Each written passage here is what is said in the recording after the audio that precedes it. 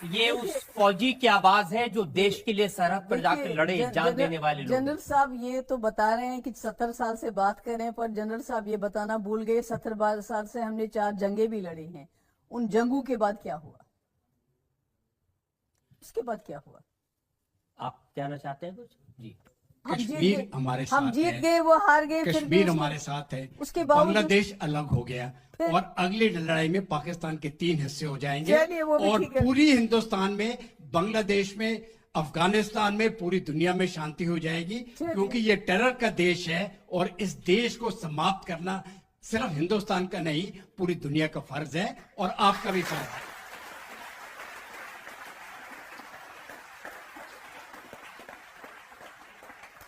अगर आप ऐसा सोचते हैं तो मैं क्या करूं आपकी सोच का। चाइना पाकिस्तान के साथ, अमेरिका पाकिस्तान के साथ, सऊदी अरब पाकिस्तान के साथ, रशिया पाकिस्तान के साथ, हम कह रहे हैं उनको आइसोलेट कर रहे हैं। हम उनको आइसोलेट, कौन सा आइसोलेट कर रहे हैं? आप जब ऐसी बातें करते हैं इसीलिए आपको कहते हैं पाकिस्तान की खाला है ये।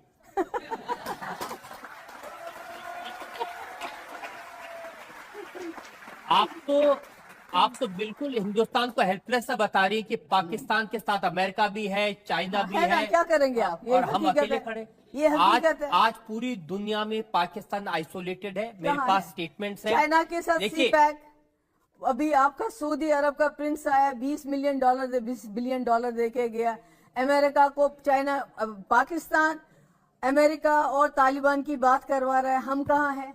हमने इतना इन्वेस्ट किया है अफगानिस्तान में, हम कहाँ हैं? इंडिया हमारे नेशनल आपकी ये देखिए, नेपाल देखिए, आपके म्यांमार देखिए, बाकी जो हमारे इर्द गिर्द कंट्रीज हैं, श्रीलंका, हमारे साथ कौन है?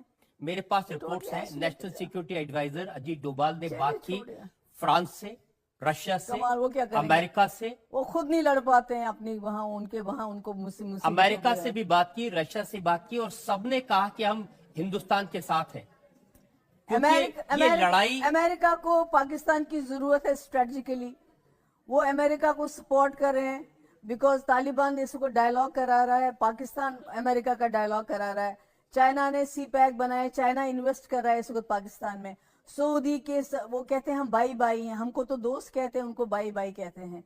इसलिए जो पावर्स मैटर करती हैं, रशिया जो पहले हमारे बहुत क्लोज था, पाकिस्तान के एंटी था, आज वो भी पाकिस्तान के साथ उसके बहुत अच्छे रिलेशंस है। जो हम पाकिस्तान कटोरा लेके दुनिया में भीख मांग रहे हैं, आप कह रहे हैं लोग उनके साथ हैं।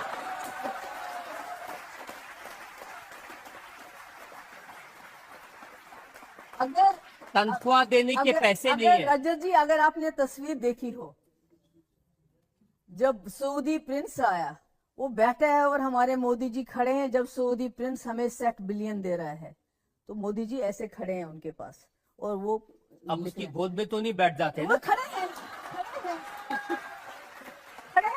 ऐसे खड़े हैं। मैंने पैसे की बात है। कोई कटोरा लेके भीख मांगता है, कोई खड़े होके भीख मांगता है। आपने मोदी जी की बात तो कर दी, आपने ये नहीं बताया कि इमरान खान उनके ड्राइवर बन के अपनी कार में लेके गए।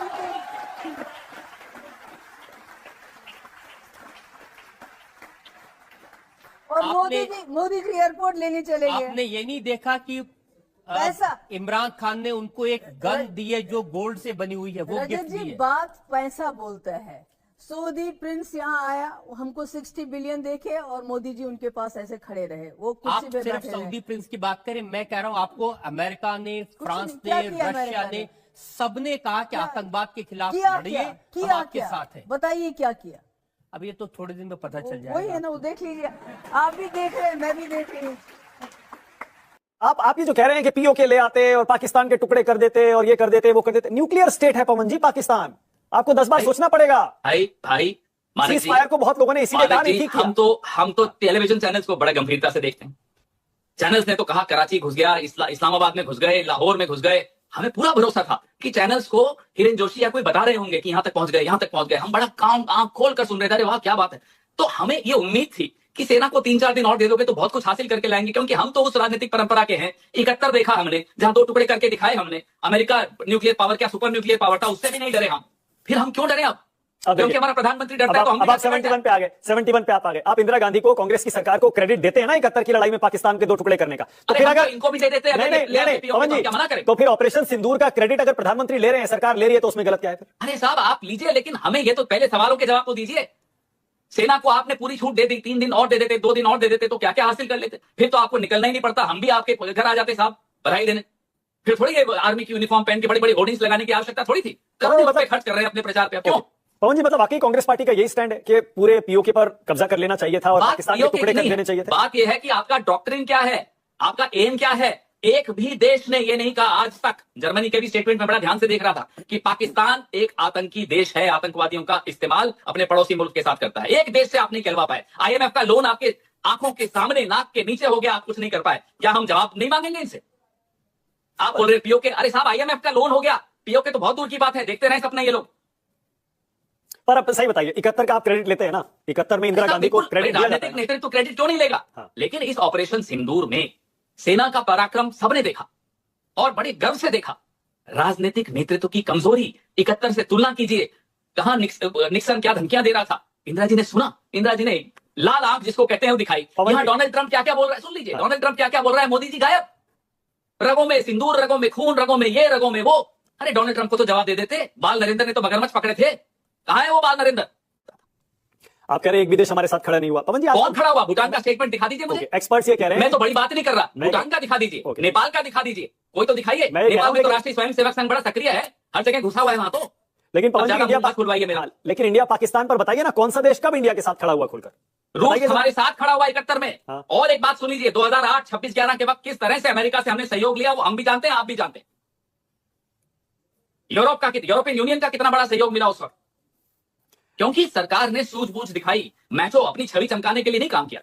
आपको 11 साल मिले मानक जी, चलिए हमला तो अभी हुआ, उसके पहले पुलवामा हुआ, आपको 11 साल मिले। आपने अरबों रुपए खर्च सिर्फ अपनी छवि चमकाने के लिए, डायस्पोरा इवेंट्स करवाने के लिए, तालियां वाई वाई बटोरने के लिए खर्च कर दिए। और देश से आप बोलते सवाल पूछना गलत है, देशद्रोह है। पवन जी, लेकिन जब रशिया हमारे साथ था ना, तब यूएस हमारे अगेंस्ट था। याद करिए, यूएस ने अपना बेड़ा भेज दिया था। भाई अब तो चाइना भी आपके अगेंस्ट है, और वो तो हमेशा से अमेरिका था। भी आपको, एक सेकंड, चाइना अगेंस्ट है, रशिया चुप है, अमेरिका आपके खिलाफ बोल रहा है, बचा क्या? मुझे बताइए ना। पर यूएस के करीब और जाना तो चाइना आपके अगेंस्ट क्यों है मानक जी? हाँ। क्योंकि 2020 की 19 जून को आपका जब मुंह खुला तो आपने चाइना को क्लीन चिट दे दिया, आपने निंदा नहीं की चाइना। वो कर सकती, ये अचानक सीज फायर क्यों हुआ? और सीज फायर की घोषणा डोनाल्ड ट्रंप क्यों करते हैं? काउंटर प्रधानमंत्री के मुंह से एक शब्द नहीं निकला इस पर, नंबर 1। नंबर 2, डोनाल्ड ट्रंप ने एक बहुत गंभीर बात कही मानक जी, कि मैंने धमकी दी कि व्यापार रुकवा दूंगा तभी ऑपरेशन रुका। क्या सिंदूर का सौदा हो सकता है इस देश में? तो क्या ये सवाल नहीं पूछेंगे हम? फिर एस जयशंकर कहते हैं कि at the start of the operation हमने पाकिस्तान को बता दिया था, इसका मतलब। और एस जयशंकर एक पुराने डिप्लोमेट हैं, इनकी ट्रेनिंग होती है भाषा को कैसे इस्तेमाल करना, नाप तोल कर बोलते हैं एक एक शब्द। अब वो कह रहे हैं at the start of the operation. Tharoor साहब से पूछ लें इसका अनुवाद, अगर और किसी को पर भरोसा नहीं है किसी से पूछ लें, इसका अनुवाद पूछ ले, वो बता देंगे at the start of the operation का क्या। फिर अगर हम सवाल पूछते हैं, और एक और बात मानक जी, एक देश आपके साथ खड़ा हुआ नहीं था, किसी एक बड़ी ताकत, छोटी ताकत, किसी ने ये नहीं कहा कि हाँ पाकिस्तान आतंकी देश है। कौन था हमारे साथ? हम अलग थलग क्यों पड़े? इतने अरबों रुपए खर्च करके 73 देशों में मोदी जी घूम कर आए, और एक देश या भूटान, नेपाल आपके साथ न खड़ा हो, और आप विपक्ष को कहते हैं साहब आप सवाल मत पूछिए, और मोदी जी निकल जाए कटोरा लेकर के भैया वोट दो, ऑपरेशन सिंदूर हो गया। वो राजनीति नहीं है। हम सवाल पूछें तो अरे तो भैया पाकिस्तान की भाषा, मुझे समझाइए ना मानक जी, पाकिस्तान की भाषा या ये होती है कि सीज फायर क्यों रोका? नहीं, आप तो ये कह भी रहे तो थे पूछ रहे 2 दिन और तो फौज को। पवन जी, आप तो ये भी पूछ रहे हैं। हम इंदिरा गांधी के बारे में ये नहीं बताते कि इंदिरा गांधी ने पाकिस्तान के 2 टुकड़े कर दिए। हम ये नहीं बताते कि जब कारगिल की लड़ाई चल रही थी तो अटल बिहारी वाजपेयी ने किस तरीके से क्लिंटन को जवाब दिया था, जब क्लिंटन ने फोन करके कहा कि अब आप थोड़ा सीज फायर कर लेते हैं। उन्होंने कहा मेरी 2 शर्तें हैं। सबसे बड़ी बात यह कि पाकिस्तान हिंदुस्तान की जमीन पर अगर 1 इंच भी है, जब तक वापस नहीं जाएगा तब तक हम उससे कोई बात नहीं करेंगे।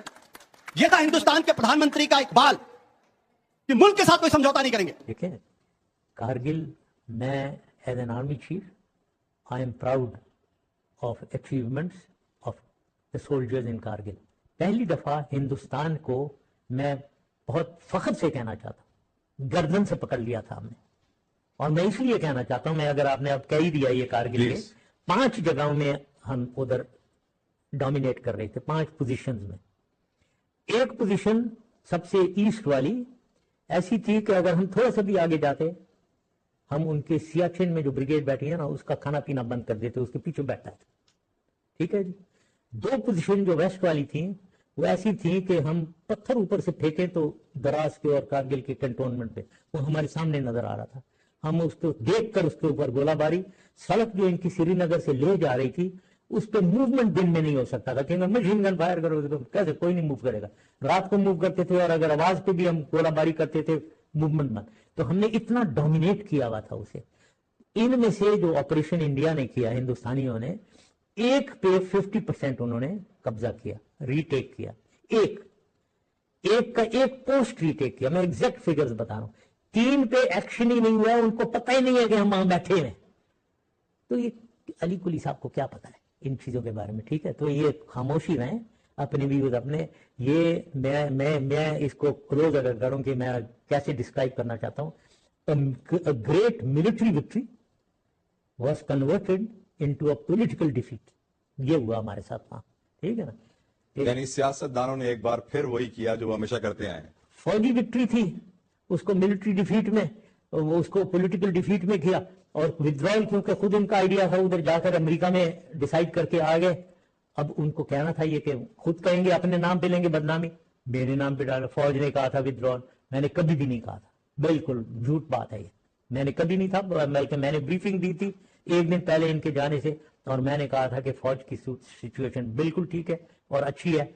तो अब कहना है कि वो कारगिल ये था वो था, क्या बात करो। पहली दफा हमने उनको गर्दन से पकड़ा हिंदुस्तान को। विपक्ष समाजवादी पार्टी के कहते हैं कि पहलगाम करवाया गया, मतलब पाकिस्तान को सीधे सीधे क्लीन चिट। मैं केवल यहां पर बैठे हुए लोगों को पूछना चाहता हूं, ये एकजुटता है पाकिस्तान को क्लीन चिट देना? ये सेना के मनोबल पर चोट करना रफाल का टॉय लेकर, या कहना चन्नी जी की तरह कि मैं सर्जिकल स्ट्राइक के प्रमाण के बाद भी विश्वास नहीं करता, या बॉडी का काउंट मांगना, ये एकजुट होना है? मैं पूछना चाहता हूं आशुतोष जी, अब बताइए कि वाजपेयी जी ने कभी सवाल नहीं पूछा इंदिरा गांधी जी से। यही अंतर है वाजपेयी जी में और राहुल गांधी में, उनकी तुलना भी नहीं हो सकती।